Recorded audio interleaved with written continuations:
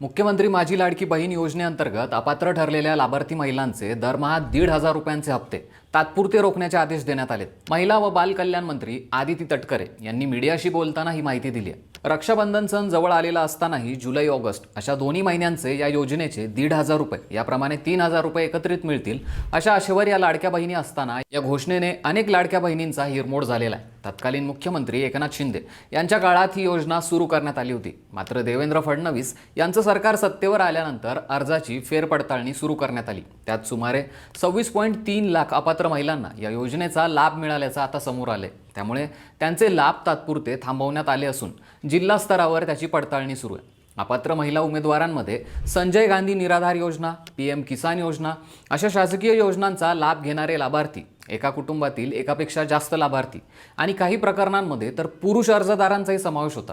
सरकारी कर्मचारी या योजनेसाठी पात्र नसतानाही जवळपास 2,289 सरकारी महिला कर्मचाऱ्यांनी या योजनेतून लाभ घेतला होता।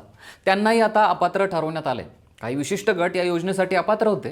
यापैकी ज्यांचं वार्षिक कौटुंबिक उत्पन्न 2.5 लाखांपेक्षा जास्त आहे, त्यांच्याकडे 4 चाकी वाहन आहे, त्या महिला इन्कम टॅक्स भरणार आहेत, त्यांनीही लाभ घेतल्याचं दिसून आल्याने सरकारने ही फेरपडताळणी सुरू केली आहे। सरकार आता अपात्र लाभार्थ्यांवर कारवाई करणार असून ज्यांनी चुकीच्या पद्धतीने लाभ घेतलाय त्यांच्याकडनं रक्कम वसूल केली जाण्याची शक्यताही नाकारता येत नाही। या अर्ज पडताळणीतून सरकार तुमच्यापर्यंत पोहोचेलच, पण त्याआधी स्वतःच पडताळून पहा वरच्या कुठल्या अपात्र कॅटेगरीतून तुम्ही चुकीच्या पद्धतीने अर्ज तर केलेला नाहीये ना।